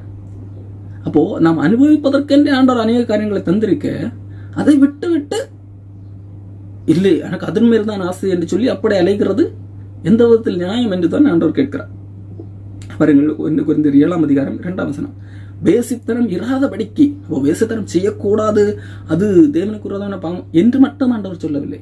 அது இராதபடிக்கு ஆண்டவர் வேறொரு வழியை சொல்ல. வேசித்தனம் இராதபடிக்கு அவனவன் தன் சொந்த மனைவியும் அவளவள் தன் சொந்த புருஷனையும் உடையவர்களாக இருக்க வேண்டும். முடிந்து விட்டது. வேசித்தனம் அந்த பசியை அடக்க முடியவில்லை, காம பசியை அடக்க முடியவில்லை, எப்படி அமைந்து விட வேண்டும் என்று இருக்கிறது அல்ல. அது இராதபடிக்கு ஆண்டவர் வேறொரு வழியை வந்திருக்கிறார். என்ன? அவனவன் தன் சொந்த புருஷனையும் அவளவள் தன் சொந்த மனைவியும் உடையவர்களாக இருக்க வேண்டும். இல்லை என்னுடைய கணவன் சரியில்லை, மனைவி சரியில்லை, இல்லை அதற்காகத்தான் விட்டு கொடுத்து போக வேண்டும், உங்களுடைய ஈகோக்களை அகற்ற வேண்டும் என்று சொல்லி நாம் சென்ற வருடத்தில் கூட பார்த்தோம். தேவையில்லாமல் வழக்கு போடக்கூடாது. இல்லை அவர் சரியில்லை, என்னை ரொம்ப நீ சரியான, நீ ரட்சிக்கப்பட்டவள் தானே, நீ அதை சகித்து வாழ், நீ பொறுமையோடு வாழ், உன்னுடைய நடக்கையினும் தான் அவர்கள் ஆதாயப்படுத்திக் கொள்ளப்படுவார்கள். அன்புக்குரியவர்களே, சிலர் இன்றைக்கு இப்படிப்பட்ட சின்ன சின்ன பிரச்சனைகள் நிமித்தம் பிரிந்து வந்துவிட்டு அதன் பிறகு இந்த காம இச்சைகள் அடக்க முடியாமல் வேறு விபச்சார, வேசித்தனம் போன்ற பாவங்கள் ஈடுபட்டுக் கொண்டிருக்கிறார்கள். ஆகவே ஆண்டவர் வைத்துள்ள, நமக்கு தந்துள்ள அந்த கிறிஸ்தவ உறவு நிலைகளில் சரியாக இருந்தால் நாம் அனுபவிப்பதற்கேற்ப சரியான காரியங்களை ஆண்டவர் வந்திருக்கிறார் என்பதை நாம் புரிந்து கொள்ள வேண்டும். ஆகவே தன் 6ஆம் அதிகாரத்திலே வேசித்தனம் அது செய்யக்கூடாது, நாம் கர்த்தருக்குரியவர்கள், இந்த கர்த்தருக்குரிய சரீரத்தை வேசியின் அவயவங்கள் ஆக்கலாமா என்று சொல்லி கேள்வி கேட்கிறார். அதே பவுல் அதற்கு மாற்று வழியை ஆண்டவர் தந்திருக்கிற வழியை சொல்லுகிறார். வேசித்தனம் இராதபடிக்கு என்ன செய்ய வேண்டும்? அவனவன் தன் சொந்த மனைவியையும் அவளவள் தன் சொந்த புருஷனையும் உடையவர்களாக இருக்க வேண்டும். முடிந்து விட்டது. ஆகவே இந்த காரியங்களில் நாம் சரியாக புரிந்து கொள்ளவர்களாக இருக்க வேண்டும். பாருங்கள், எபேசியர் 5ஆம் அதிகாரத்திலே கூட பார்க்கிறோம், இந்த பாவங்கள் நிமித்தம் கீழ்ப்படியாமையின் பிள்ளைகள் மேல் தேவ கோபாக்கினை வரும். ஆகவே அவர்களுக்கு பங்காளிகளாக இருந்தீர்கள். முற்காலத்திலே தான் நீங்கள் அந்த காலத்தின் பிள்ளைகளாக இருந்தீர்கள், அந்த காலத்தில் இருந்தீர்கள். ஆனால் இப்பொழுது நீங்கள் வெளிச்சத்தில் வெளிச்சமாக இருக்கிறீர்கள். ஆகவே வெளிச்சத்தின் பிள்ளைகளாக நடந்து கொள்ளுங்கள். பவுல் இந்த இடத்துல என்ன சொல்ல வருகிறார் என்றால், நீங்கள் யார் என்பதை உணர்ந்து கொள்ளுங்கள். அந்த அடிப்படையில் நீங்கள் பாவத்தை மேற்கொள்ள முடியும். கொரிந்தியர் புத்தகத்தில் என்ன எழுதுகிறார்? நீங்கள் முற்காலத்தில் அந்த பாவங்களுக்கு செய்து கொண்டு வந்தீர்கள், இப்பொழுது நீங்கள் நீதிமன்களாக்கப்பட்டீர்கள். இயேசு கிறிஸ்துவிடத்தில் வந்ததனால் நீங்கள் நீதிமன்களாக்கப்பட்டீர்கள், நீங்கள் கழுவப்பட்டீர்கள், பரிசுத்தவான்களாக்கப்பட்டீர்கள். ஆகையால் இந்த தகுதியின் அடிப்படையிலே இந்த தகுதியை உணர்ந்து இந்த காரியங்கள் எல்லாம் எனக்கு தகுதி கிடையாது என்று சொல்லி அதை செய்யாதிருங்கள். இந்த காரியங்கள் எனக்கு தகுதி கிடையாது, இதுக்கு நான் அடிமைப்பட மாட்டேன் என்று சொல்லி அடிமைப்படாதீர்கள். இந்த சரீரம் கர்த்தருக்குரியது, கர்த்தர் கழுவி எடுத்துறது, கர்த்தர் சம்பாதித்துக் கொண்டது என்பதை உணர்ந்து பாவம் செய்யாதீர்கள் என்று சொல்லுகிறார். எபேசியர் என்ன சொல்லுகிறார்? நீங்கள் வெளிச்சத்தின் பிள்ளைகள். முற்காலத்தில் அந்த இருளுக்கு உரியவர்களாக இருந்தீர்கள், இப்போ இயேசு கிறிஸ்துவிடத்தில் வந்தீர்கள். அப்போ இயேசு கிறிஸ்துவிடத்தில் வந்தால் இயேசு கிறிஸ்து யார்? வெளிச்சம். நீங்கள் வெளிச்சத்தின் பிள்ளைகள். அப்போ நீங்கள் இப்பொழுது யார் வெளிச்சத்தின் பிள்ளைகள் என்பதை மனதில் நிறுத்திக் கொள்ளுங்கள். அப்போ நான் வெளிச்சத்தின் பிள்ளை, ஆகவே நான் வெளிச்சமாய் நடந்து கொள்ள வேண்டும், நான் வெளிச்சமாக இருக்க வேண்டும், உலகத்துக்கு ஒளி கொடுக்கிறவனா இருக்க வேண்டும். இந்த அடிப்படையிலே என்னது? பாவத்தை செய்யாதீர்கள். இதைத்தான் சொல்லுகிறார். வெளிச்சத்தின் பிள்ளைகளாக நடந்து கொள்ளுங்கள். கலாத்தியர் புஸ்தகத்துக்கு போவோம். கலாத்தியர் புஸ்தகத்திலே பவுல் என்ன சொல்லுகிறார்? இந்த மாம்சத்தின் கிரியைகளை எல்லாம் பட்டியலிட்டு இவைகளை செய்கிறவர்கள் பரலோக ராஜ்யத்தில் பிரவேசிக்க முடியாது என்று சொன்னார் அல்லவா? அந்த பவுல் இந்த காரியங்களை பட்டியலிடுவதற்கு முன்பதாக பவுல் சொல்லுகிறார், கலாத்தியர் 6ஆம் அதிகாரம் 13ஆம் வசனம், நீங்கள் சுயாதீனத்துக்கு அழைக்கப்பட்டவர்கள். சுயாதீனம் என்றால் சுதந்திரம், விடுதலை. சட்டம் இல்லை, இதை செய்ய வேண்டும் இதை செய்யக்கூடாது என்கிற அந்த சட்டம் அல்ல, சட்டத்தின் பிரமாணம் இல்லை. இது புதிய ஏற்பாடு என்பது சுயாதீன பிரமாணம். சுயாதீனத்துக்கு அழைக்கப்பட்டீர்கள். நீங்களாக விரும்பி ஒரு காரியத்தை செய்வதற்கு அழைக்கப்பட்டவர்கள். ஒரு கட்டுப்படுத்தி அந்த அடிப்படையில் இல்லை, நீங்களாகவே விரும்பி நன்மை செய்ய வேண்டும் என்கின்ற காரியத்தின் அடிப்படையிலே தான் கிறிஸ்தவம். சுயாதீனத்துக்கு அழைக்கப்பட்டீர்கள். இந்த சுயாதீனத்தை நீங்கள் மாம்சத்துக்கு ஏதுவாக அனுசரியாமல் அன்பினாலே ஒருவருக்கு ஒருவர் ஊழியம் செய்யுங்கள். பவுல் என்ன சொல்ல வருகிறார்? கிறிஸ்தவம் என்பது சுயாதீனம், நாம விரும்பி செய்கிறது, மன விருப்பத்தின் அடிப்படையிலே செய்கிறது. சாட்டை வைத்துக் கொண்டு எகிப்தியர்கள் அன்றைக்கு இஸ்ரேலர்களை இதை செய் இல்லை என்று சொல்ல அடி என்று வேலை வாங்கினார். அந்த அடிப்படையில் இல்லை, சாட்டையை வைத்துக் கொண்டு. நீங்கள் சுயாதீனத்துக்கு அழைக்கப்பட்டவர்கள், நீங்களாக விரும்பினாலும் இதை செய்யலாம், அந்த அடிப்படையில் அழைக்கப்பட்டவர்கள். ஆகவே இந்த சுயாதீனத்தை எப்படி ஆண்டவர் தந்திருக்கிறார்? ஆண்டவர் தன்னுடைய விலையேறப்பட்ட ரத்தத்தை சிந்தி நம்மை சுயாதீனத்துக்கு அழைத்து இந்த சுயாதீன பிரமாணத்தில் கொண்டு வந்திருக்கிறார். அப்ப இந்த சுயாதீனத்தை மாம்சத்துக்கு ஏதுவாக அனுசரியாதீர்கள். காரணம், நீங்கள் மாம்சத்துக்கு அடிமைகள் அல்ல, நீங்கள் ஆவிக்குட்பட்டவர்கள், ஆவிக்குரியவர்கள். இயேசு கிறிஸ்துவிடத்தில் வருகின்ற பரிசுத்த ஆவியை நமக்கு தந்து நம்மை ஆவிக்குரியவர்களாக மாற்றி இருக்கிறார். அவன் நான் ஆவிக்குரியவன் என்கின்ற சிந்தையோடு நீங்கள் சுயாதீனத்துக்கு அழைக்கப்பட்டவர்கள் தான். உங்களுக்கு சட்டம் தேவையில்லை தான். ஆனால் நீங்கள் யார்? ஆவிக்குரியவர்கள். ஆகவே எனக்கு சுயாதீனம் இருக்கிறது, ஆனால் இந்த சுயாதீனம் நான் ஆவிக்குரியவனாக நடந்து கொள்ள வேண்டும் என்பதை எனக்கு ஞாபகப்படுத்த வேண்டும். மாம்சத்துக்கு ஏதுவாக அனுசரியாமல் அன்பினாலே. ஆவின் பிரமாணம் என்பது அன்பின் பிரமாணம் தான். சுயாதீன பிரமாணம் என்பது அன்பின் அடிப்படையில் நாம் செய்கிற காரியங்கள். அன்பின் அடிப்படையில் நீங்கள் பிறருக்கு ஊழியம் செய்யுங்கள். அப்போ நீங்கள் இந்த சுயாதீனத்தை ஆண்டவர் தந்திருக்கிறார், சட்டத்தை மாற்றிவிட்டார். இந்த சுயாதீனத்தை ஆனால் எந்த சிந்தையோடு நான் அணுக வேண்டும்? ஆவிக்குரியவனாக. நான் ஆவிக்குரியவன், ஆண்டவர் என்னை தன்னுடைய ரத்தத்தால் கழுவி என்னை ஆவிக்குரியவன் ஆவியின் பிரமாணத்திலே கொண்டு வந்திருக்கிறார். ஆகவே இதை நான் மாம்சத்துக்கு ஏதோ என் மாம்சம் ஒரு காரியத்தை செய்கிறது சொல்லுகிறது அந்த அடிப்படையில் இல்லை, ஆவியின்படி தானித்து இது எனக்கு தகுதி இல்லை, நான் ஆவிக்குரியவன், தேவனோடு இணைக்கப்பட்டவன், ஆக இந்த காரியங்களை நான் செய்யக்கூடாது என்கின்ற அடிப்படையில் நீங்கள் இதை செய்யாதிருங்கள். பாருங்கள், பின்னும் நான் சொல்லுகிறேன், ஆவிக்கேற்றபடி நடந்து கொள்ளுங்கள், அப்பொழுது மாம்ச இச்சையை நிறைவேற்றாதிருப்பீர்கள். கலாத்தியர் 5:16. ஆவிக்கேற்றபடி. அப்போ நான் யார்? ஆவிக்குரியவன். அப்போ நான் ஆவிக்கேற்றபடி நடந்து கொள்ள வேண்டும். நீங்கள் ஆவிக்கேற்றபடி நடந்து கொள்ளுங்கள். அப்பொழுது நீங்கள் இயல்பாகவே இந்த இச்சைகளை நிறைவேற்றாமல் இருப்பீர்கள். அப்ப பல வேளைகளில் நாம் என்ன செய்து விடுகிறோம்? இந்த சிந்தையை நாம் மனதில் நிறுத்தாமல் இந்த செய்யக்கூடாது, இதை செய்யக்கூடாது என்கின்ற சட்டத்துக்கு உட்பட்டு நாம் இதை செய்யாமல் தவிர்க்க நினைக்கிறோம். இதை செய்தால் நரகம் போய்விடும், இதை செய்தால் அல்ல, அது கிறிஸ்தவம் அல்ல. போல் இந்த இடத்துல அப்படிப்பட்ட காரியங்களை காண்டி மிரட்டி கிறிஸ்தவ இந்த தவறு செய்யாமல் இருக்க வேண்டும் என்று போதிக்கவில்லை. மாறாக நீங்கள் அழைக்கப்பட்ட அழைப்பை பாருங்கள். நீங்கள் நீதிமான்கள், நீங்கள் பரிசுத்தவான்கள், உங்களோட தகுதியை பாருங்கள். நீங்கள் ஆவிக்குரியவர்கள். அப்ப ஆவியின் சிந்தையோடு நடந்து கொள்ளுங்கள். உங்களுடைய சரீரம் இந்த பூமியோடு இணைக்கப்பட்டதல்ல. உங்கள் சரீரம் கர்த்தருக்குரியதாக இருக்கிறது. கர்த்தருடைய உடல் உறுப்புகள், கிறிஸ்துவின் அவயவங்கள் என்றால் உடல் உறுப்புகள். உங்களுடைய சரீரம் என்பது இயேசு கிறிஸ்துவனுடைய உடல் உறுப்பு என்பதை புரிந்து கொள்ளுங்கள். ஒரு காரியத்தை இந்த சரீரத்தின் வழியாக செய்கிறோம் என்று சொன்னால் இது கிறிஸ்துவின் உடல் உறுப்பு. கிறிஸ்துவின் உடல் உறுப்பு இந்த காரியத்தை செய்யலாமா? இந்த சிந்தையின் அடிப்படையில் பாவம் செய்யக்கூடாது. இதுதான் பவுல் சொல்ல வருகிறார். நீங்க மாம்சம் ஆவிக்கு விரோதமாகவும் ஆவி மாம்சத்துக்கு விரோதமாகவும் நிச்சயிக்கிறது. அப்போ ஆவிக்குரிய உள்ளான மனிதன், அதாவது நம் கற்றுக்கொண்ட அந்த வேத சத்தியம் நமக்கு ஒன்றை சொல்கிறது, இந்த காரியங்களை செய்யக்கூடாது, இந்த காரியங்கள் இதெல்லாம். ஆனால் நமக்குள்ளாக மாம்சம் இருக்கிறது இல்லை, அந்த மாம்சம் வேறொரு காரியத்தை இச்சிக்கிறது, ஒன்று முரண்படுகிறது. நீங்கள் செய்ய வேண்டும் என்று இருக்கிறது படிக்க ஒன்றுக்கொன்று முரணாக இருக்கிறது. இப்போ மாம்சம் எதை விரும்புகிறது? அங்கே பார்க்கிற அந்த ஒரு பொருள் அழகாக இருக்கிறது, எப்படியும் ஒரு 10,000 ரூபாய் இருக்கும், அதை இப்படியாவது வாங்க வேண்டும் என்று சொல்லி அதை விரும்புகிறது. ஆவி சொல்லுகிறது, இது பொருட்கள் மேல் ஆசைப்படக்கூடாது, இந்த பொருள் எல்லாம் அழிந்து போகக்கூடியது, நமக்கு அழியாமையை ஆண்டவர் தந்திருக்க, இந்த பணம் இந்த இதுக்காக 10,000 ரூபாயை வேஸ்ட் பண்ணுகிறாயா? பார், அந்த பக்கத்தில் பார், ஒரு மனிதன் எவ்வளவு கஷ்டப்பட்டு கொண்டிருக்கிறேன், அவனுக்கு கொஞ்சம் உதவி செய்யலாம் அல்லவா என்று சொல்லி ஆவி சொல்லுகிறது. ஆவிக்குரிய காரியம் நம்ம சொல்லுகிறது. இப்போ இரண்டும் அப்படி ஒன்றை யுத்தம் செய்கிறது. கடைசியில் யார் ஜெயிக்கிறான்ங்கிறதா நீங்க பிரச்சனை. இப்போ பாருங்கள், நீங்கள் ஆவியினால் நடத்தப்பட்டவர்களானால் நியாயப்பிரமாணத்துக்கு கீழ்ப்பட்டவர்கள் அல்ல.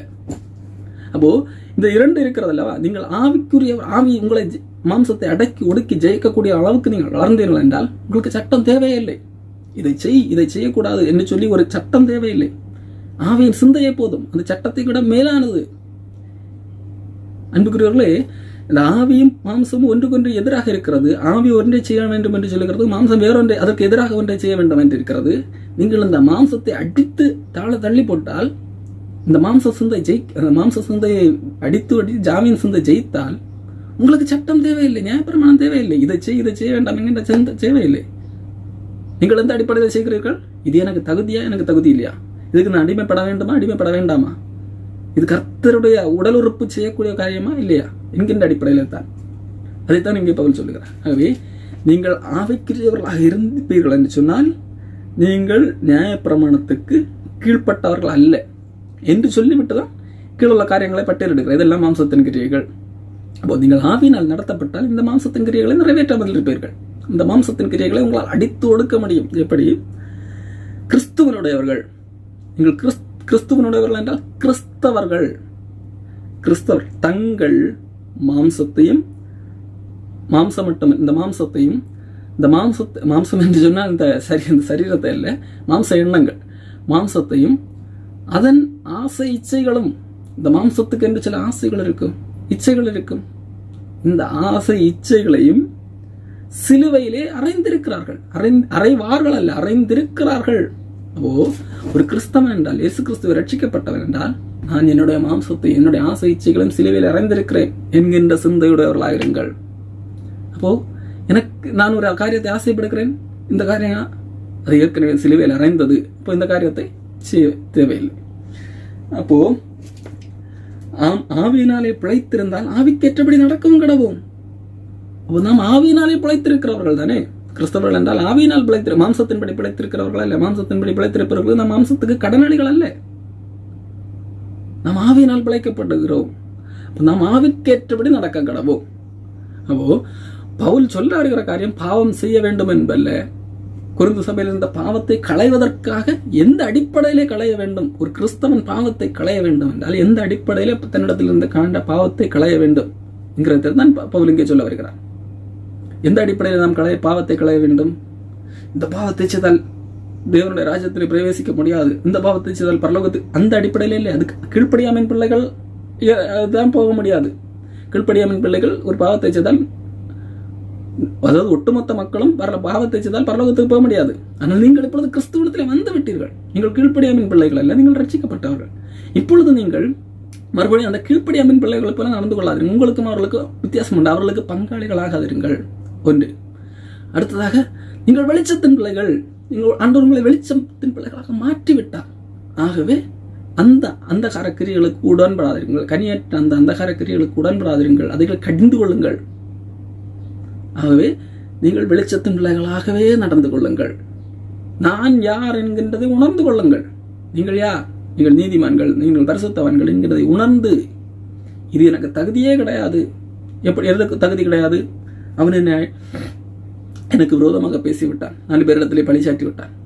ஆக நான் இன்றைய வரைக்கும் அந்த மன்னிக்காமல் அதை சுமந்து கொண்டிருக்கிறேன், அந்த பகையை சுமந்து கொண்டிருக்கிறேன். இது எனக்கு தகுதி கிடையாது. காரணம் நான் நீதிமான், நான் கழுவப்பட்டவன். என்னுடைய இந்த ஈகோ இருக்கிறது அல்லவா, இதையெல்லாம் நான் சிலுவையில் அறைந்து விட்டேன். மாம்சம், ஈகோ என்கின்ற காரியங்கள் எல்லாம் விட்டுக் கொடுக்காம இந்த காரியங்கள் எல்லாம், ஐயோ அவன் என்னை செய்து விட்டான், அவனை காட்டில் நான் பெரியவன், இந்த கண்ணங்கள் எல்லாம் சிலுவையில் ஏற்கனவே அறைந்து விட்டேன். மாம்சத்தின் இச்சைகள் எல்லாம் அறிந்து விட்டேன். இப்போது இந்த உலகத்தை பொறுத்த வரைக்கும் நான் சூடு சுரணேற்றவன் தான். அதாவது என்ன சொல்ல வருகிறேன் புரிந்திருக்கும். அதாவது கிறிஸ்து ஒரு மனிதன் இந்த மாம்சத்தை ஏற்கனவே அறைந்து விட்டேன்.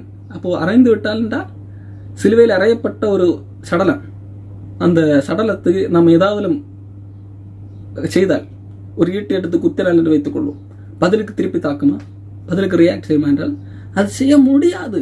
காரணம், அது கை கால் எல்லாம் சிலுவையில் அறையப்பட்டிருக்கிறது அந்த சடலத்துக்கு. அதே போலதான் நான் ஏற்கனவே சிலுவையில் அறையப்பட்டவன். பற்றி எனக்கு எதிராக என்ன பேசினாலும் அது என்ன ஒன்றும் பாதிக்காது. நான் தான் ஏற்கனவே அறையப்பட்டு விட்டேனே, ஏற்கனவே சிலுவையில் அறையப்பட்டிருக்கிறேன். நீ என்னை பெரிய பெரிய தாக்கினாலும் ஒன்றும் பகை எதுவும் இருக்காது. அப்போ இந்த அடிப்படையிலே பாவங்களை நீங்கள் மேற்கொள்ளுங்கள். இப்படி இந்த அடிப்படையில் நீங்கள், இதுதான் ஆவிக்குரிய விதத்தில் நடந்து கொள்ளுகிற காரியம். இந்த அடிப்படையில் நீங்கள் நடந்து கொண்டால் உங்களுக்கு நியாயப்பிரமாணத்துக்கு கீழ்பட்டவர்களா? நீங்கள் நியாயப்பிரமாணத்துக்கு கீழ்பட்டவர்கள் அல்ல. ஆவிக்குரியவர்கள் நியாயப்பிரமாணத்துக்கு கீழ்பட்டவர்கள் அல்ல. ஆனால் நியாயப்பிரமாணம் என்னது? நியாயப்பிரமாணத்திலிருந்து விடுதலை பெற்று சுயாதீன பிரமாணத்தோடு இருக்கிறீர்கள். இப்போ இந்த சுயாதீன பிரமாணத்தை நீங்கள் என்னது, உங்கள் மாம்சத்துக்கு எதுவாக அனுசரிக்க கூடாது. காரணம், நீங்கள் அந்த மாம்சத்திலிருந்து ஆவிக்குட்பட்டவர்கள், நீங்கள் ஆவிக்குரியவர்கள் என்பதை நீங்கள் புரிந்து கொள்ளலாம். இந்த அடிப்படையில் தான் பவுல் சொல்லுகிறார், நீங்கள் பாவம் செய்யக்கூடாது என்கின்ற காரியங்களை புரிய வைக்கிறார். அன்புக்குரியவர்களே, நாம் எந்த அடிப்படையில் நாம் பாவங்களை செய்யாமல் இருக்கிறோம்? பாவம் வேறு வழி இல்லாமல் இந்த சட்டம் இருக்கிறது, பைபிள் இது எழுதப்பட்டிருக்க, ஆகவே நான் இதை செய்யக்கூடாது, அந்த அடிப்படையில் இருக்கிறோமா? இல்லை. தேவன் என்னை தன்னுடைய பிள்ளையாக மாற்றியிருக்கிறார். தேவன் என்னை பரிசுத்தவனாக நீதிமானாக மாற்றியிருக்கிறார். தேவனுக்கு நான் என்ன அடிமையாக ஒப்பு கொடுத்தது. இது கடவுள் இயேசு கிறிஸ்துவனுடைய உடல் உறுப்பு. இது எனக்கு தகுதி கிடையாது. எந்த அடிப்படையில் பாவம் செய்யாமல் இருக்கிறோமா? அந்த சிந்தையை தான் உங்களிடத்தில் தூண்ட விரும்புகிறேன். நீங்கள் எந்த அடிப்படையிலே பாவம் செய்யாமல் வாழுகிறீர்கள் அல்லது பாவம் செய்யாமல் வாழ முனைகிறீர்கள்? அப்போ நம்முடைய சிந்தையை சரி செய்து பார்ப்போம். நான் தேவனுடையவன், நான் பரிசுத்தவன், நான் அழைக்கப்பட்டவன். தேவன் என்னை விலையேறப்பட்ட ரத்தத்தால் மீட்டு கிரயத்துக்கு கொண்டிருக்கிறார். அவருடைய சரீரம் இது, அவருடைய உடல் உறுப்பு இது. ஆகையால் நான் செய்கிற இந்த காரியங்கள் எல்லாம் எனக்கு தகுதியாயிராது, ஒதுக்கி விடுகிறேன் என்கின்ற அடிப்படையிலே நம் பாவத்தை ஒதுக்குவோம். கர்த்தர் ஆசீர்வதிப்பார்.